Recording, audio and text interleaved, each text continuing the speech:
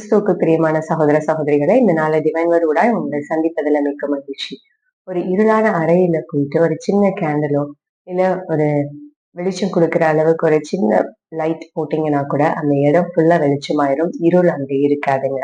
இது நம்ம இப்படி பண்ணிதான் பார்க்கணும்னு இல்ல. ஆதியிலே தேவன் இந்த வானத்தையும் பூமியும் படைச்சப்போ வெளிச்சத்தையும் இருளையும் வெவ்வேறாக பிரிச்சுட்டாருன்னு சொல்லி பார்க்கிறோம். அப்பவே பிரிச்சுட்டாரு. சோ இருள் இருக்கிற இடத்துல வெளிச்சம் இருக்காது, வெளிச்சம் இருக்கிற இடத்துல இருள் இருக்காது. சரி, வெளிச்சத்துக்கு அதிகாரம் இருக்கான்னு பாத்தீங்கன்னா ஆமா, கண்டிப்பா இருக்கு. அதனாலதான் வெளிச்சம் இருக்கிற இடத்துல இருளுக்கு கொஞ்சம் கூட சம்பந்தம் இல்ல, அது விலகி ஓடி போகிறது. வெளிச்சம் இருந்தது அப்படின்னா நமக்குள்ள ஒரு தைரியம் வருகிறது, ஒரு கான்பிடன்ஸ் இருக்கிறது, ஒரு உற்சாகம் சந்தோஷம் எல்லாம் உண்டாகுதுங்க. இருளுக்கு அதிகாரம் இருக்கா அப்படின்னு கேட்டீங்கன்னா இருளுக்கும் அதிகாரம் இருக்கு. நான் சொல்லல, வேதத்துல சொல்லியிருக்கிறது. கொலோசியர் 1:13 எழுதியிருக்கிறது. இருளின் அதிகாரத்தினின்று நம்மை விடுதலையாக்கி தமது அன்பின் குமாரனுடைய ராஜ்யத்திற்கு உட்படுத்தினவருமா இருக்கிற பிதாவை ஸ்தோத்தரிக்கிறோம் அப்படின்னு சொல்லி எழுதியிருக்கிறது. சரி, இருளின் அதிகாரம் அப்படின்னா அது என்ன அதிகாரம் பண்ணுது அப்படின்னு பாத்தீங்கன்னா, இருள் நம்மள பயத்துக்குள்ளாயாக்குகிறது.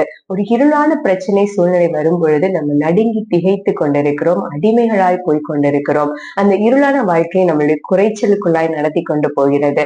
இருள் நம்மள ஒரு எதுவுமே செய்ய முடியாத அளவுக்கு நம்மளை முடக்கி போட்டு விடுகிறது. எதிர்காலத்தை காணக்கூடாத அளவுக்கு நம்முடைய கண்களை குருடாக்கி போடுகிறது. இந்த இருளின் அதிகாரத்தினின்று நம்மளை விடுதலையாக்கிட்டாருன்னு சொல்லி பவுல் சொல்றாருங்க. சொல்லி யாருடைய ராஜ்யத்திற்கு உட்படுத்தி இருக்கிறாராம்? தேவனுடைய ராஜ்யம். ரோமர் எழுதி இருக்கிறது, தேவனுடைய ராஜ்யம் நீதியும் சமாதானமும் சந்தோஷமா இருக்குன்னு சொல்லி எழுதி இருக்கிறதுங்க. அந்த ராஜ்யத்திற்கு நம்மளை உட்படுத்தி இருக்கிறாரு.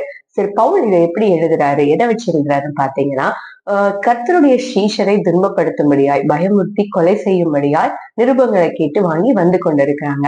வர வழியில ஒரு பெரிய ஒளி அவனை சுற்றி பிரகாசித்தது என்று சொல்லி அப்போஸ்தலர் 9வது அதிகாரத்துல எழுதியிருக்கிறது. அவன் அதனால நடுங்கி பயந்து தரையிலே விழுந்து போனான். அந்த சத்தத்தை கேட்டு பயந்தான்னு எழுதியிருக்கிறது. மற்றவர்களை, கர்த்தருடைய சீஷரை பயமுறுத்தும்படியாய் வந்தவன் ஒரு வெளிச்சத்தை கண்டு பயந்து கீழே விழுந்து போனானாங்க. ஆனால் அவனை ஆண்டவர் நேசித்ததுனால அவனோடு பேசி அவனை பிற்காலத்துல ஒரு பெரிய அப்போஸ்தலனா பயன்படுத்தினாரு. சரி, அவன் வெளிச்சத்தை கண்டான். ஆனாலும் 3 நாள் அவன் கண் தெரியாதவனாய் இருளில தான் இருந்தான். அப்படி இருளில இருந்தாலும் அவன் என்ன பண்ணான்னா ஜெபம் பண்ணி கொண்டிருந்தான் என்று சொல்லி அதே அதிகாரத்துல எழுதி இருக்கிறதுங்க. நம்மளுடைய வாழ்க்கையிலும் பெரிய வெளிச்சமாகி இயேசுவை கண்டிருக்கிறோம். ஆனாலும் நம்முடைய வாழ்க்கையில் இருளிலே போய்கொண்டிருக்குன்னு நினைச்சு புலம்ப வேண்டாம். சவுல் அப்படி பண்ணலங்க. அவன் என்ன பண்ணானா ஜெபம் பண்ணானா. ஏன்னா அவனை கூப்பிட்டது, அழைத்தது யார் என்று சொல்லி அவன் அறிந்து கொண்டான். அவனுக்கு அந்த புரிதல் இருந்ததுனால அவன் ஜெபம் பண்ணி கொண்டிருந்தானா. ஆண்டவர் அவனுக்குரிய பெரிய திட்டத்தை வச்சிருந்தாரு. புறஜாதிகளுக்கு மத்தியில, இஸ்ரவேல் புத்திரருக்கு மத்தியில, ராஜாக்களுக்கு மத்தியில ஆண்டவருடைய நாமத்தை சொல்லும்படியாய் அவன் தெரிந்து கொண்ட பாத்திரமாய் அவன் இருந்தாங்க. இயேசு என்னைக்கோ தெரிந்து கொண்டார் அவனை.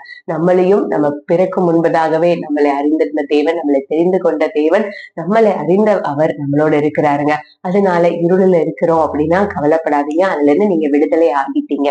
ஆண்டவருடைய சமூகத்துல ஜெபம் பண்ணுங்க. உங்களுக்கு குறித்தான நோக்கம், திட்டம் நிச்சயமா நிறைவேறும். உங்களுடைய ராஜ்யமே வேற. அது நீதி, சந்தோஷம், சமாதானம். அந்த ராஜ்யத்துக்குள்ள நீங்க இருக்கிறீங்க. சோ இருளின் அதிகாரத்திலிருந்து நீங்க விடுதலையாக்கப்பட்டீர்கள். கர்த்தர் உங்களை ஆசீர்வதிப்பார். God bless you.